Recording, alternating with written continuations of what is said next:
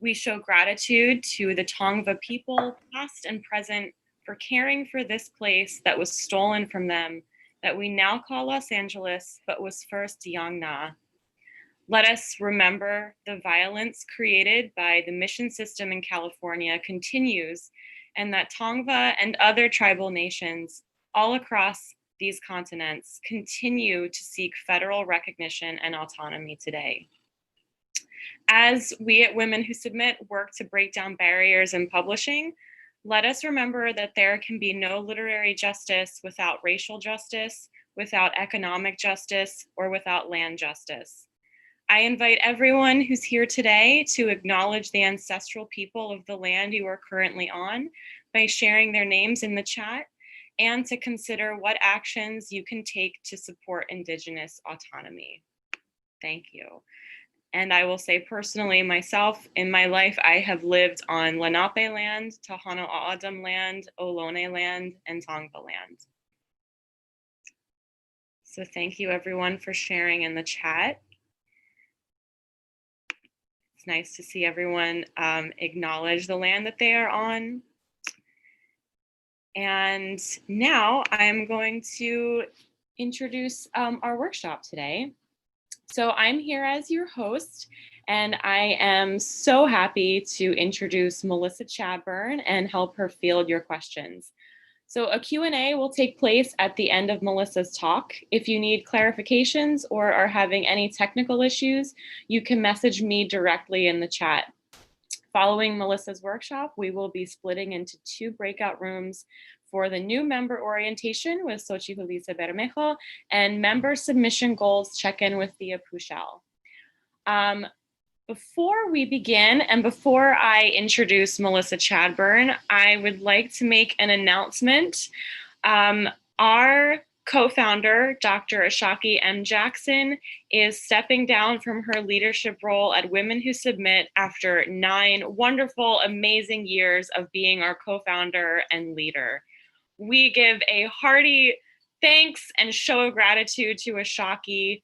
She has been a wonderful, steadying, gracious, just incredible presence at Women Who Submit. And in the 9 years that our organization has been alive, she has just changed us and led to our growth so much. And we wish her all the best on her next path. On our blog today, so she wrote a really beautiful blog and talking a little bit about everything that Ashaki has done for Women Who Submit. I'm putting it in the chat now. And we'd also like to announce that to honor Ashaki Jackson, the submission regrants that we do, the submission fee regrants we do at every orientation meeting, have officially been renamed the Ashaki M. Jackson No Barriers Grant, because Ashaki's whole MO at Women Who Submit was to break down barriers and make it easier for for women and non-binary writers to submit and gain access to publishing. So thank you, Ashaki. Please take a look at Xochitl's beautiful blog post that she wrote, and we are so excited to see what Ashaki does next. And now it is my great pleasure to begin our workshop today, How to Boost Your Literary Citizenry by Writing and Placing Book Reviews with Melissa Chadburn. Melissa Chadburn's work has appeared in the LA Times, New York Times Book Review, New York Review of Books, Long Reads, and dozens of other places. Her essay on food insecurity was selected for Best American Food Writing 2019. She is the recipient of the Mildred Fox Hanson Award for Women in Creative Writing. She is an Atul Gawande mentee with the Solutions Journalism Network. Her debut novel, A Tiny Upward Shove, is forthcoming with Farrar, Straus, and Giroux. She is a PhD candidate at USC's Creative Writing Program, and she loves your whole outfit right now. And Melissa, I love your whole outfit right now too. Please welcome Melissa Chadburn. Thank you. Thank you guys. Yay.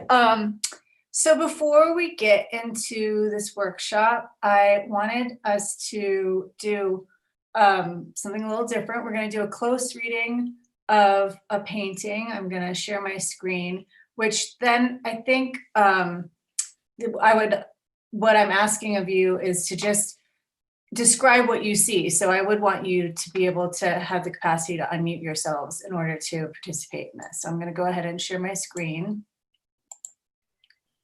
You all can see it. And just tell me what you see. Anybody? 3 necklaces. 3 necklaces. Okay, of what? A pendant with a woman's face inside. All right. 3 different women. They seem aged. The pictures seem aged. It seems like an older picture, and there's 3 different women. And how are these necklaces, like, how are they displayed? Yeah, it looks like they're laying on a table top, perhaps. I see them in a picture frame, and then also within the larger picture frame there with pendants so they're framed like a locket that doesn't open, or an older, I can't remember the name of it. Yeah, that's, yeah, like a locket. And this pendant, just to give a little bit more context, is called heirlooms and accessories. And so I think that a locket is accurate. And you say it looks, somebody said it looked as if they were on a table. Is there a reason what made you say table? Because of the positioning of the chains. If not a table, they're laying on some surface. So there's as opposed to hanging. You said hanging. Do you think that there's like some sort of movement with the necklaces? Do you feel like they're On the contrary. No, I was saying as opposed to hanging, they look as though they're laying down on a flat surface so that the chains are static. Okay. Lisbeth? Yeah, exactly. I was going to reaffirm what Ashton is saying, that they are supposed to be hanging, but they are laying on a table or some kind of hard surface. So Anything, yeah. Do you see anything else? Do you want literal or do you want Yeah. figurative? Because for me, you want literal. Everything, yeah. Well, for me, I see 3 women moving all at different times in different places and in different ways. Mm-hmm. Moving. I see in this triptych, I see 3 women with 3/4 profiles taken of them. Okay. They're profiles of the women, not entire photos. Right. Profiles. So they're looking at the camera, you think? They are, but well, it looks like they are, but maybe out of the side of their eyes, or maybe not entirely looking at the camera. A side glance. Mm-hmm. all women are white. That's correct. Yeah. All the women are white and they are making a side glance. Mona, I see. I see 3 women trapped, contained in these little lockets. They're contained. And they're hung by the chain. Mm-hmm. I would by the chain. out, you know. Yeah. I see 3 women flirting with the camera, and they're all younger women. The 3 white women seem to be from the same era, possibly the late 50s or early to mid 60s. Mm-hmm. Do you see anything in the background, like that the lockets are placed on? They're white. They're in a white space. 3 white faces hanging on a chain in a white space. Mm-hmm. That's also framed in white. Uh-huh. Yeah. Anything else in the background? I see the chains creating their own space within the frame. Each the middle and the right chain are arranged in it seems to me on a flat surface and arranged in a particularly expressive curve or shape, as opposed to the one on the left that seems to be either arranged on the table as if it's hanging, and partially cropped off. The left and the middle are partially cropped off. And the one on the right is the only chain that you can see visibly. The middle and the right remind me of different shapes of a lake. Interesting. That's nice. Yeah. See three women who are revered or precious, and they are someone wants to hold them close, someone wants to remember them, and so they're framed, they're held inside a piece of jewelry that is considered valuable. I don't know if this is relevant, but they occupy, the faces of the women, these unknown women, occupy a minimum space in that close square. It's like a less than 1% of the space is the women. That's true. Yeah. Yeah. Now, my eyesight wide and it is square. So yeah. The left one, the chain is broken. Oh, okay, yeah. Now my eyesight's not great, but when I did this exercise in class, people were able to pick up on, people with great eyesight could pick up on something, like in terms of like the color of the white that it's. The middle one is silver. The other two are not. Right, but do you guys see anything in the background of No, the? It looks a grayish. Okay. Yellow. It's like Somewhat yellow. gray. Dave, what did you say? Yeah, yellow. Yellow. Really? It's like I see yellow. It's like gray. Is there a watermark? no, I see white. Is it kind Yeah. of lace or? Yeah. Who's speaking about Yellow. the watermark? Antonia, Okay, yeah, so you do see sort of like a faint something. what I put on my glasses, yeah. I was gonna say, you need carrots. You can see. There is like a faint image behind it. If you guys look. Now that it's been pointed out, do you see a faint image? No. I don't. No. Okay. I do. I don't see an image. I just Yes. see it's almost like it's a bad image on the screen, but so I can't make out what it is. Is it the outline of a woman's head and shoulders facing forward? Yeah, Oh. does look like an outline. Guys, you have a great imagination. Yeah.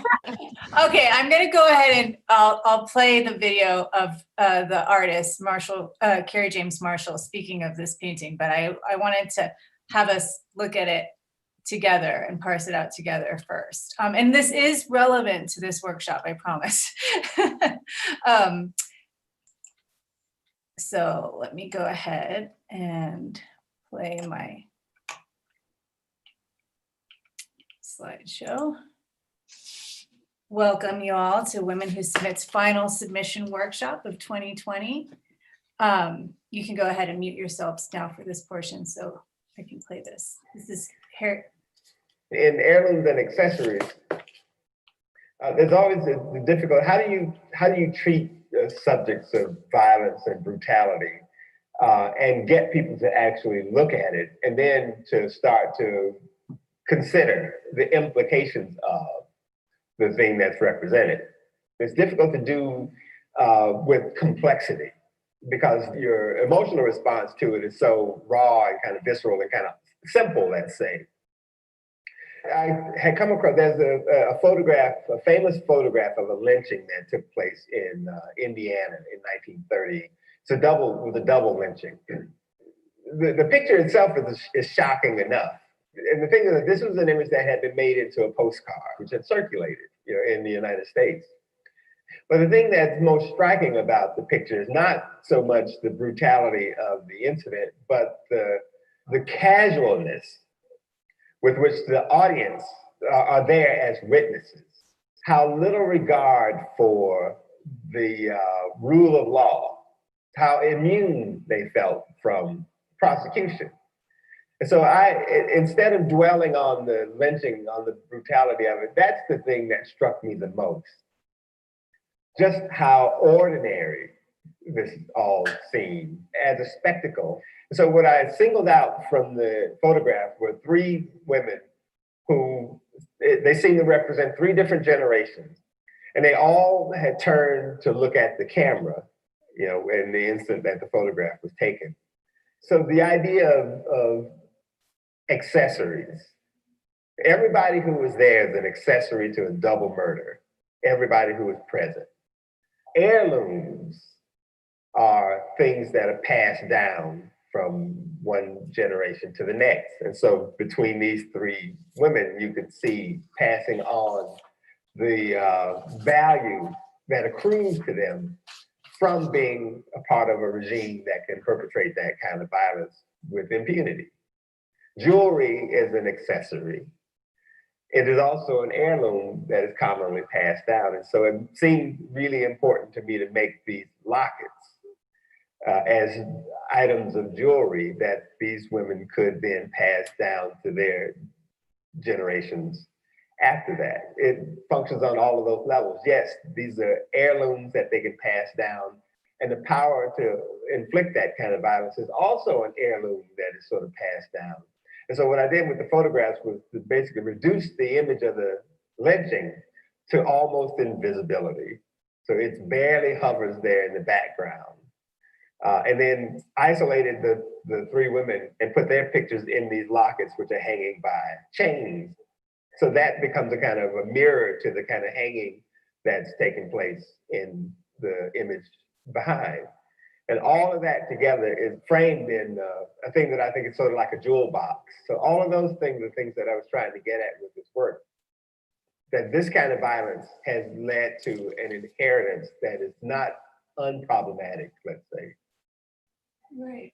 So that was Kerry James Marshall and his piece, Heirlooms and Accessories. And I thought it was sort of fitting to start this workshop that way, because he really does a great job of reverting the gaze and taking advantage of this fissure and making a disruption in the way that we look upon things, which I think is really aligned with what Women Who Submit aims to do, which is take advantage of this rupture in the narrative and in publications and the dominant narrative and subverting that. And I was intentional about naming this, workshop, how to boost your literary citizenry when it comes to book reviews, as opposed to just how to get a book review published. I think that I like holding my literary citizenry at center when it comes to promoting the work of other writers and supporting one another. So what is a literary citizen? I did some Googling beforehand and tried to think about what are traits of a literary citizen and how can we build our literary citizenry. And one of them is by reading a lot, subscribing to literary magazines, buying books, reviewing them and publishing the reviews, teaching workshops, being kind and truthful when you're in a workshop, mentor a new writer or be mentored, celebrate the achievements of your colleagues, championing their work, sharing your power, donating to small presses or donating your time, volunteering as a reader, mentoring or joining a governing board, attending talks and conferences, essentially being a good friend to other writers and keeping generosity in your heart. And these are all things that we do here at Women Who Submit. And I think Women Who Submit is really successful about. But what about social media? I don't want to spend too long here because social media can be a dark alley for some. I know for me, I watched that Social Dilemma and I took all the social media off of my phone. So now I only engage with it on the computer intentionally. But I had first heard the term literary citizenry from editor Rob Spillman of Tin House magazine. And he spoke about literary citizenry at AWP. And here's what he said about social. He said, I did a panel at AWP on how to be a good literary citizen. And I think the most successful authors who use social media focus on anything but themselves. They create a persona on an online presence that's very generous to other writers and other things that they're passionate about. And I think that is another helpful way to be a good online literary citizen. And then the second way he talked about being a literary citizen is to just be there. There are editors that I see around town who are, or I used to, way back when, who are really great champions of their writers. Like Dan Spantonka of Counterpoint comes to mind. He's like at every one of his authors' readings. Rob Spillman is another one, but I think just being there for one another and supporting one another. And as you know, we have had, we're in unprecedented times when it comes to debuting right now in the country. And so I think that it's a really good time to figure out how we can be there for one another. And in terms of Tin House and where they fell on the Vita and Women in Literary Arts numbers, they're like they've been very solid in their numbers over the course of the Vita count, and which is also how Women Who Submit was born, out of this idea of the Vita count. So when asked whether or not that was intentional, Rob Spillman said, absolutely. You know, we don't have a mandate that it has to be 50-50. 2 years ago, when the first Vita numbers came out, they did a thorough scan and found that their slush numbers were 50-50, but they solicited they solicited more like 2/3 men. And they also were getting 2/3 more submissions from male agents, even though the majority of agents are female. Also, 99% of men who he rejected would resubmit. He would tell people, not this one, but try me again. And the men would send again versus women who were much less likely to submit even after he published them. And if he rejected them and asked sometimes 1, 2, 3, 4 times for them to resubmit, they wouldn't resubmit. And I'm just punching this here right now because I want to still keep that fire lit in you all to submit and resubmit. So if any editor said, not quite right, but come back to me, this is one of those things. Now, in terms of reviewing books, I don't know how many of you have seen things like this. I took this off of Women Who Submit's Facebook page, but I get these messages all the time. You know, when a book comes out, if you review it on Amazon, it really helps the author. So, you know, there's many ways for you to review books. Amazon and Goodreads is a really great and important tool to support other authors. So that brings us to the next slide, which is where should you publish your reviews? Here's some unpaid outlets that you can publish reviews at, is Amazon and Goodreads. Sorry, we can't see any of your images besides the triptych, just so you know. Are you serious? Yeah. Oh my goodness. Yes, we've been stuck in the triptych for a while. You didn't see the video? We saw the video. No, we heard her voice, but we didn't see, or his voice rather, but we didn't see the video. I didn't see it. Okay, thanks for sharing that. Now do you see my screen? Yes. Leaves, right? Yeah. Yeah, we see it. Okay, so let me back it up. That means that you didn't see the image of the painting. Nothing. No, we didn't see the original photo. I know we didn't see it, yeah. Oh, shoot. Okay, so let's start over.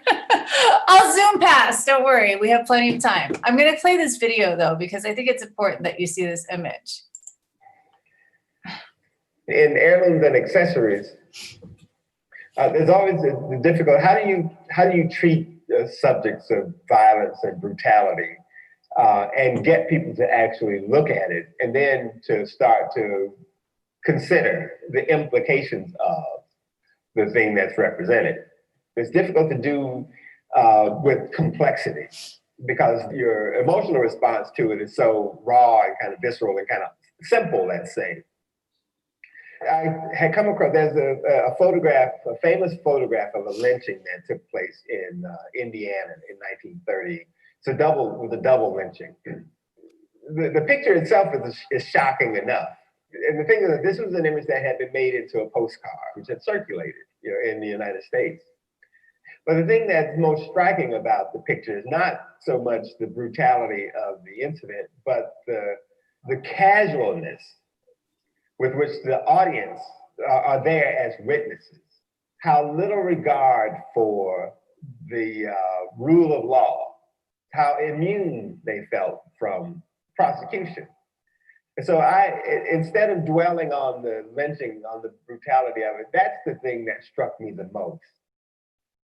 Just how ordinary this all seemed as a spectacle. So what I singled out from the photograph were three women who, they seem to represent three different generations. And they all had turned to look at the camera, you know, in the instant that the photograph was taken. So the idea of accessories. Everybody who was there is an accessory to a double murder. Everybody who was present. Heirlooms are things that are passed down from one generation to the next. And so between these three women, you could see passing on the value that accrues to them from being a part of a regime that can perpetrate that kind of violence with impunity. Jewelry is an accessory. It is also an heirloom that is commonly passed down. And so it seemed really important to me to make these lockets as items of jewelry that these women could then pass down to their generations after that. It functions on all of those levels. Yes, these are heirlooms that they can pass down, and the power to inflict that kind of violence is also an heirloom that is sort of passed down. And so what I did with the photographs was to basically reduce the image of the lynching to almost invisibility. So it barely hovers there in the background. And then isolated the three women and put their pictures in these lockets, which are hanging by chains. So that becomes a kind of a mirror to the kind of hanging that's taking place in the image behind. And all of that together is framed in a thing that I think is sort of like a jewel box. So all of those things are things that I was trying to get at with this work. That this kind of violence has led to an inheritance that is not unproblematic, let's say. Okay, so you all saw that this time. Okay. Phew, thanks so much for saying something, because I was like, I was just talk to myself all day. So this was the slide about basic actions of a literary citizen. And then these are Rob's quotes, which is just, you know, do what you're passionate about, be passionate about other writers. And when I said, have you seen anything like this? I was referring to the post, when a book comes out, if it gets 10 reviews on Amazon in the first week, it doesn't matter the number of stars, it helps in the selling of the algorithm. And if it gets 50 in the first month, apparently sales algorithm get more books out there. This was something that Kate had posted on our Women Who Submit page, but it's true that when you review books on Amazon, it really does help the author a great deal. So here are some places to publish reviews. Amazon, Goodreads, Millions, The Rumpus. These are all unpaid outlets. Here are some paid markets: LitHub, New York Review of Books, New York Times, LA Times. And the main thing I want to talk about is, rather than write a book review saying whether or not, you know, you enjoyed a book, one thing I consider is, what is the book doing? If I think back to what are my favorite or most memorable book reviews, they likely spoke more about more than just the text, but rather what the text was doing, what their experience was with that text, what feelings and memories it brought out in you. It's also important when it comes to representation for women and POCs, because essentially all writing is about the narrative imprint and exchange we have with the text. And so this is another way we can see our narratives reflected back to us in the literary world. A way to hold hands with other writers with and give just give each other a dap with those who work and speak with us and to us. So where do you get these books from when you're going to review them? One thing I first like to do is go to the millions to find out like the most anticipated books, because essentially the main science behind placing a book review is timing. So usually it would be like a month before the book drops that you would request the book because they want to publish the book review right around the time that the book comes out. So you can go to the millions, you can go online and find out when a book is coming out, and you can request it from the publisher, or you can right now we are piloting our very first Pay It Forward Club. So the way the Pay It Forward Club here at Women Who Submit is going to work is, and I'll just say, like, I've been talking week after week, I've been going to Women Who Submit submission parties and just trying to think about, like, when it comes to the part where, like, how can Women Who Submit support you? I'm like, well, I am in this really precarious position because I'm judging a contest, and I have lots of feelings about what it means to judge a contest and these contests for writers, but I have all these debut novels in this really precarious time to come out and be debut, and I really want to help support debut women authors and non-binary and authors of color. So how can I do that in this time? And we've been thinking about it and talking about it. And today we're now proudly launching the Pay It Forward Club. So the way that works is that you're going to get a form in the chat. I think Lauren or Sochi can plop a form in the chat. Just put it in the chat now. Okay. So there's a form in the chat. You can fill out that form in the chat, and then I will get in touch with you and share a Google Doc where you can select one of any of the books that are new releases to review, unless you have one in particular in mind that you would want to review.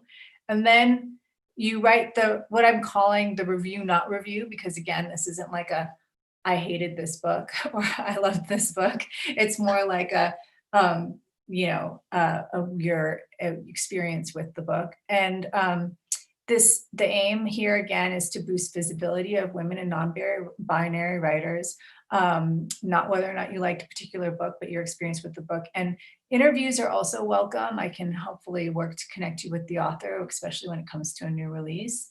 I will help edit and place the piece for you as well. And then my only ask is that you pay it forward, which means that in addition to the review you write for publication, you also review the book on Amazon and Goodreads. And if it's a physical book, that you would send it to the next requester.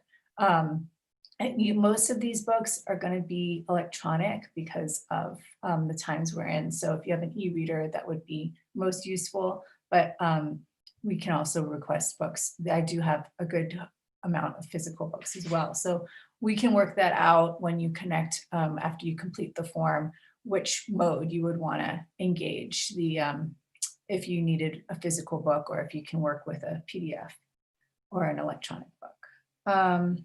All right, so I'm going to stop sharing my screen, and we still have time to spare even though I've had glitches.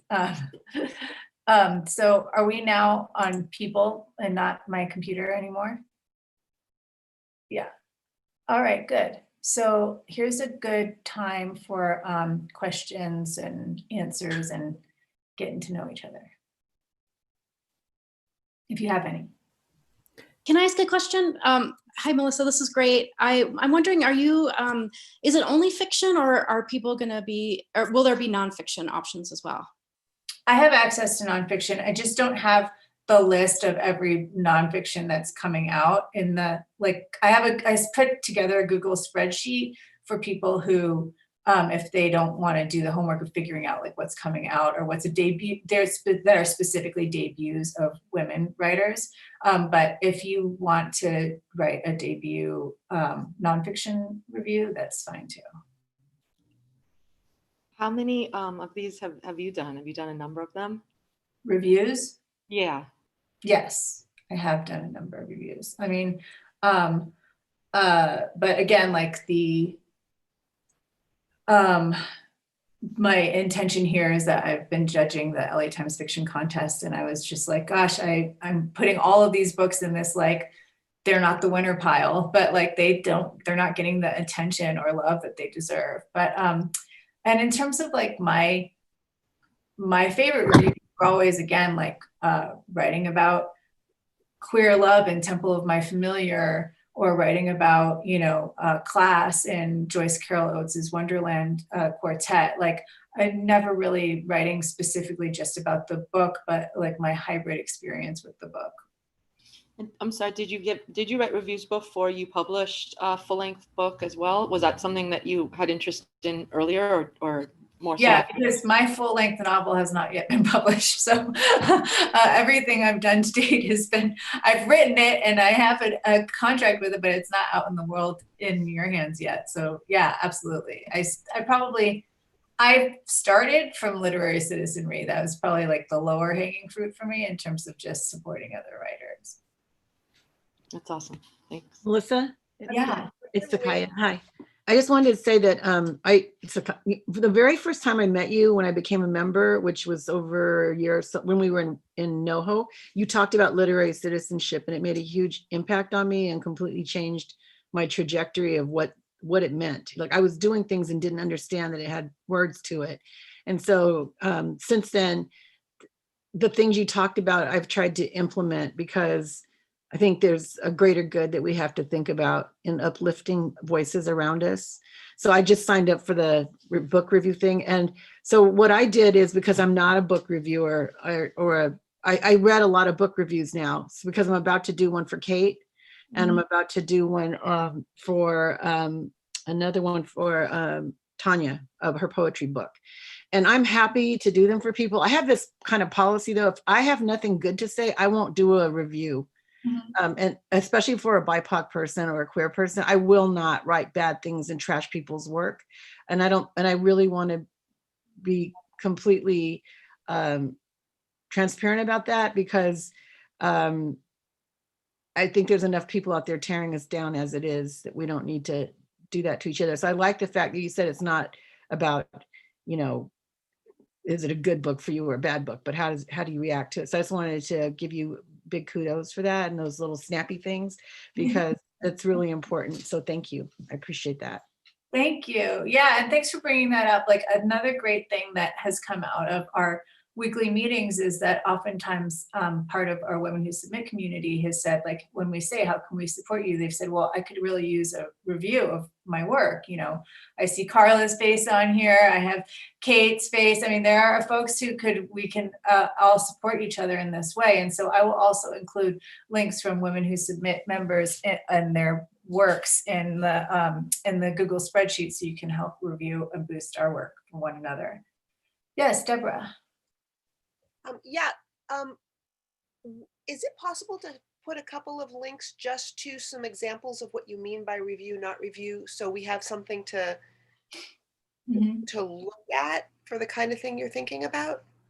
Sure. Yeah. That would help, just to have a starting point. Yeah. I don't want to like stop what I'm doing now and then go Google Town, but Lauren, you're gonna say. Yeah, we've gotten some requests for you to share your slides again, as well as a link to the painting and video. So maybe we could do like a follow-up email to everyone and include links for all of those things, including some examples of book reviews. Perfect. That sounds great. Can I also add, can you hear me? Yeah. That I was going to say that people who sign up for the program, we can share the spreadsheet, and if you have some examples, we can share all that with whoever signs up for the program. Like, we can do a follow-up email that way too. Yeah. We're getting some questions in the chat too. Do you mind if I ask them? Yeah, please. Okay, so Cynthia asks, other than going to individual poetry publisher websites and seeing which books are forthcoming, is there a place online to see which poetry books are coming out in the next year/couple of months? Lauren, do you know? Actually, that's a good question. I don't know. I usually go to, I think I usually go to the Millions for like, the hot books that are coming out, but they usually just talk about fiction and nonfiction. I do tend to just go to the individual poetry publisher websites to find out, what's coming out in the next couple months. And then I find that, I guess the way I do it is maybe a little bit not that organized, because I just also find out haphazardly from what people share on social media from following a lot of poets there. Yeah, I mean, there are circulars in the publishing, like Publishers Marketplace and stuff like that, but you're not often going to get poetry announcements on those circulars. Yeah. Unless, they're published with the big five. So, but I would say, again, like, think of there are probably like a core group of publishers that you engage with, I imagine, when it comes to poetry. And I would just hang out, lurk on their sites. And that's correct. Lorinda asks, one thing I've been wondering about is it ethically okay to review the debut work of a close friend? I come from a journalism background, so I'm wondering if I'm overthinking this. Yeah, you're overthinking this. I mean, the thing is journalism is like against advocacy, and like, I'm an advocate. Like, I have a very clear point of view. Like, I'm a worker lover, I'm a people lover, like, I'm going to advocate. And but one workaround though that you can do when it comes to friends and loved ones is interviews. You could just chat with them about their work and their inspirations, and have a conversation with them that folks would want to read. And so that's one way I've done that, is publishing interviews.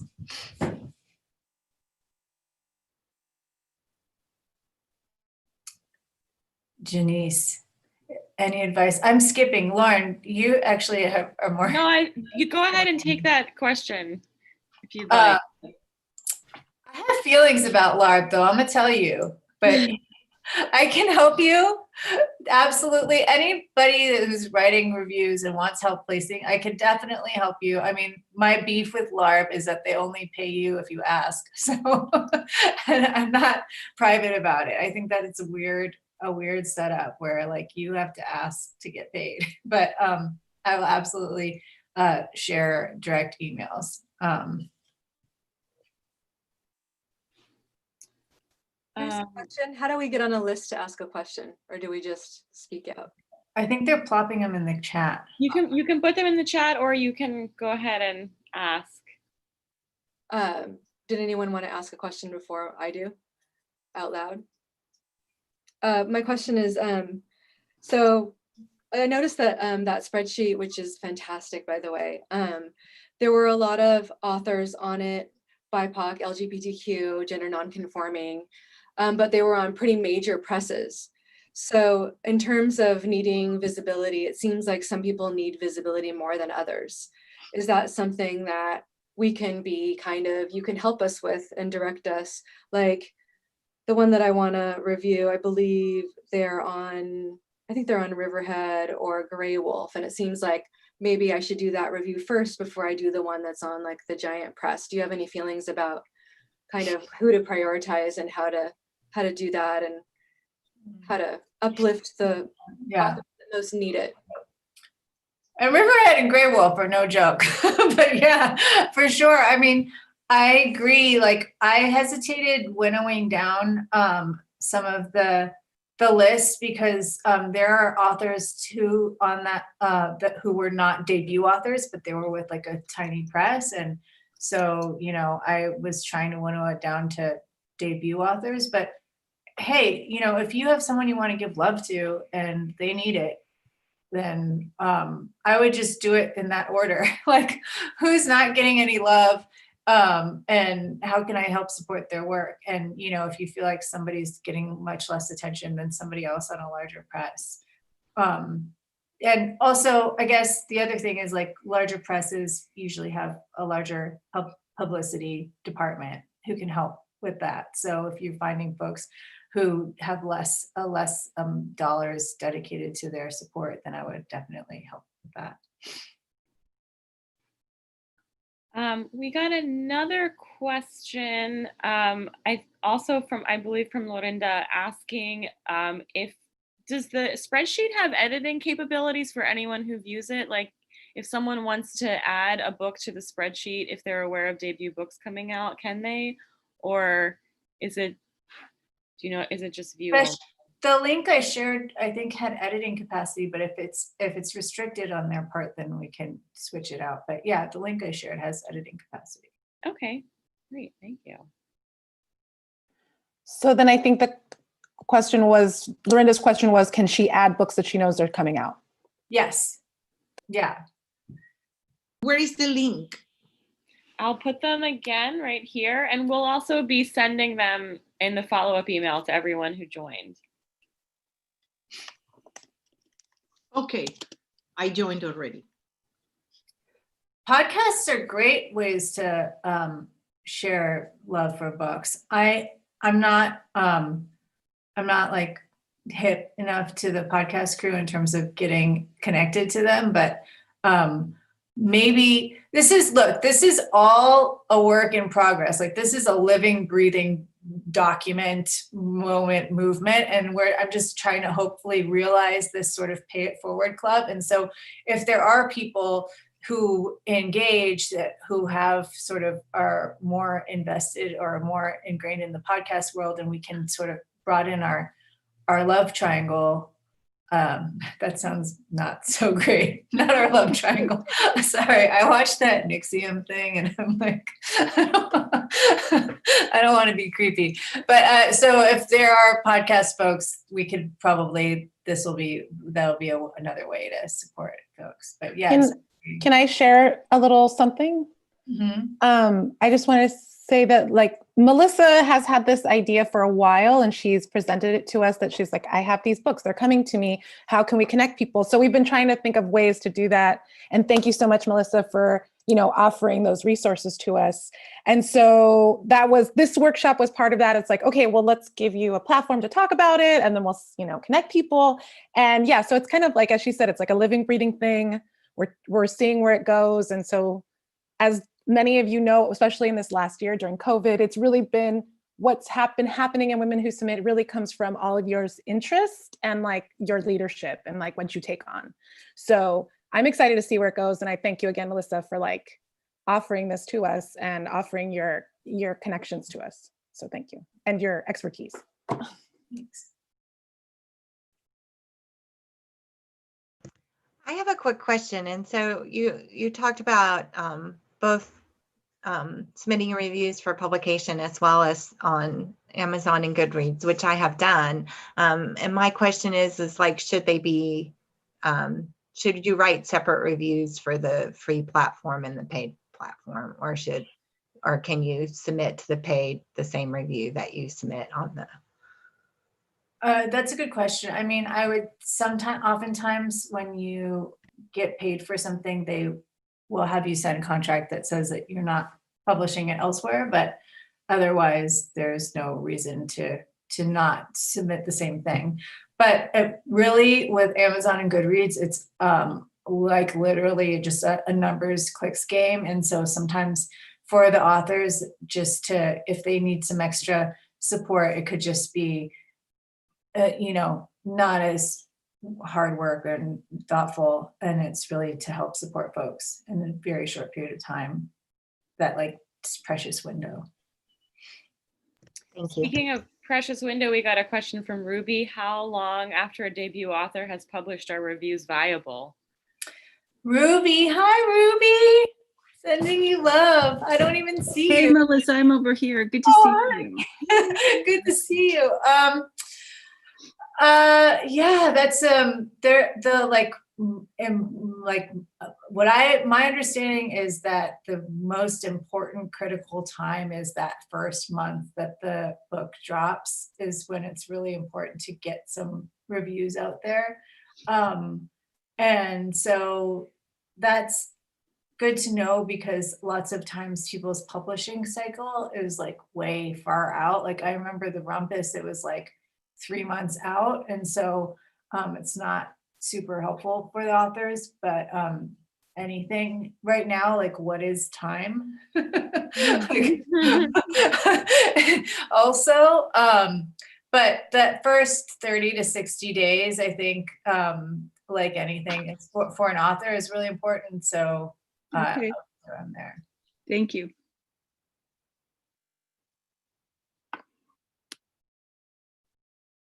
My Hedgebrook sister. Melissa, in the file, in the Excel sheet that you, or the file you have there, the dates are, a lot of those dates are past. What do those dates refer to? That was the pub date. Yeah. That was the pub date, but it's still, so we're past a month, but it's still useful to get it out there. Yeah, I mean, I'm just thinking again, like in terms of COVID, those are all debut novels for 2020. I'm getting get all the novels for 2020 and 2021 right now. So if you see something on the horizon or see something past that, would you like to give some love to? Got it. Yes, I have a question. I noticed that the spreadsheet you pass is mostly fiction and non-fiction. Is there going to be a space for poetry? Yeah, as I had mentioned earlier, I'm limited in my poetry knowledge. My canon is limited to the nice, lovely faces that you see here.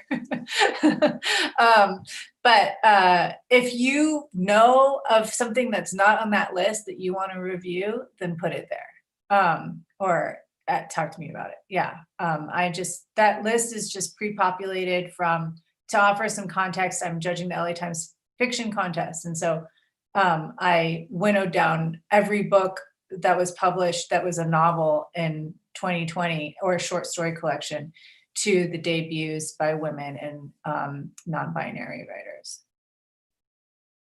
But yes.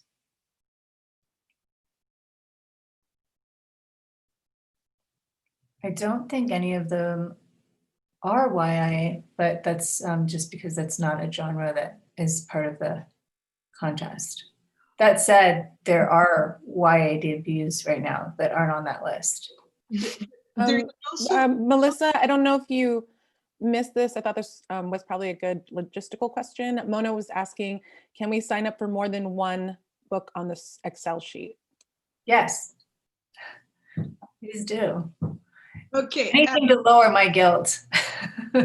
There is another way to support writers that hasn't been mentioned, and is if you are in a teaching position, you can make include new books in your reading list, and then those books get a lot of traffic if they are mandated reading in a class. So that's another power that you have as a teacher to support your fellow writers. Mm-hmm. Melissa, we just got another question from Deborah. Is there a way to ID short story and flash fiction collections? Deborah, do you mean on the spreadsheet or like when you're searching for book reviews? I mean on the spreadsheet, they just say fiction, but it's hard to see what, or can we go look up the titles to see what they are, since they're already out, a lot of them? Mm-hmm. Okay, great. Let's see, any other questions that I have missed? If I missed your question, if you wouldn't mind copying it and putting it in the chat again. There's been a lot of chatting, which is great.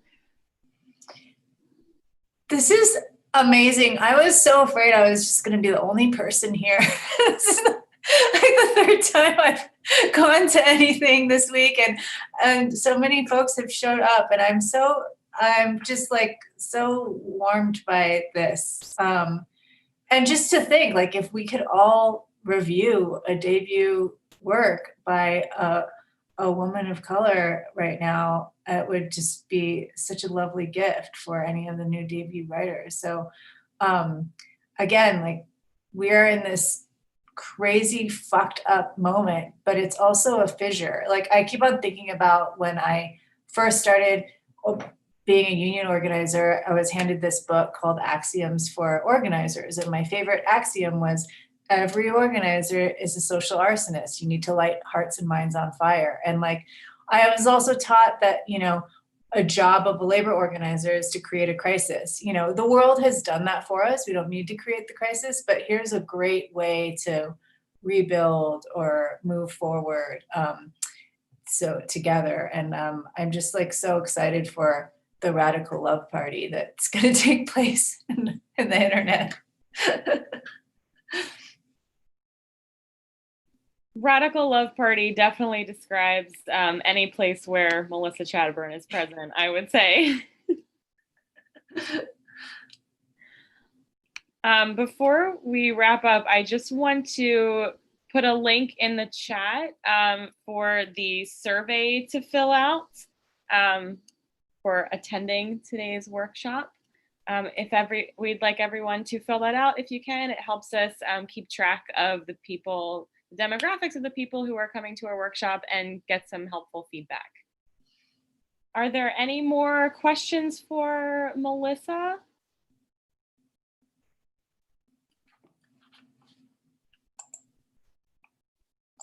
And I'll put my email in the chat if there's follow-up questions.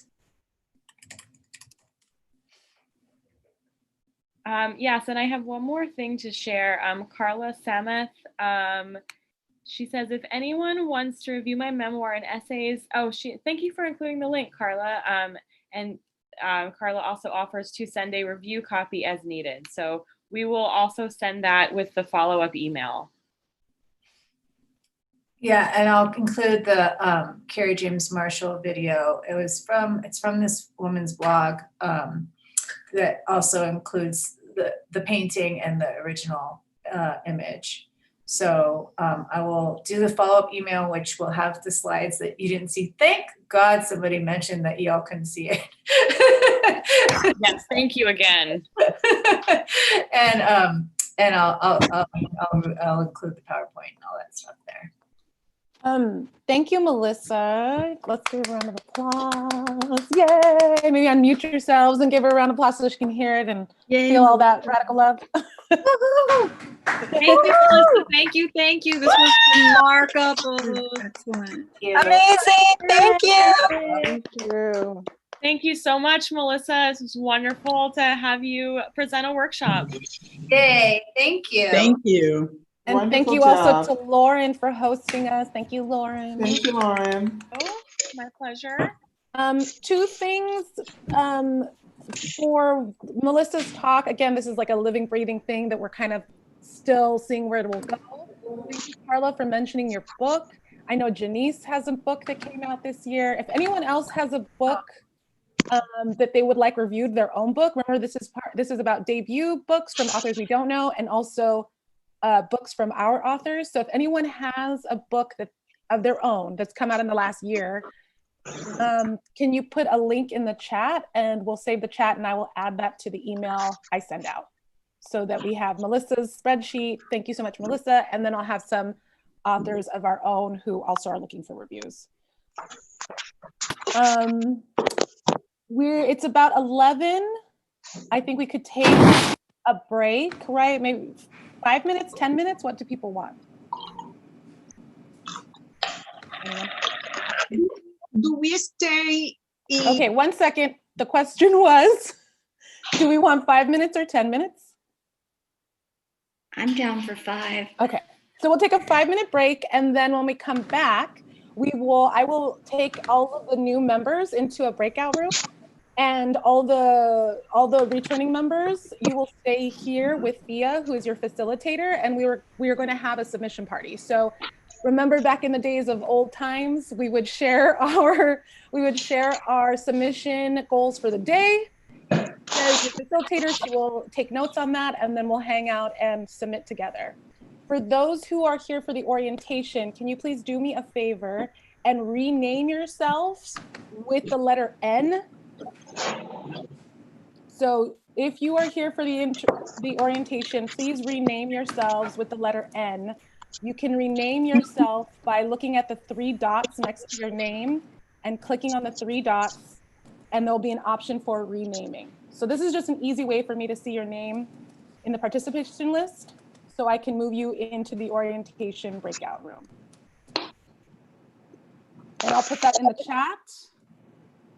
So we'll take 5 minutes. Thea, you good with that? So we'll start at like 11:06, I guess.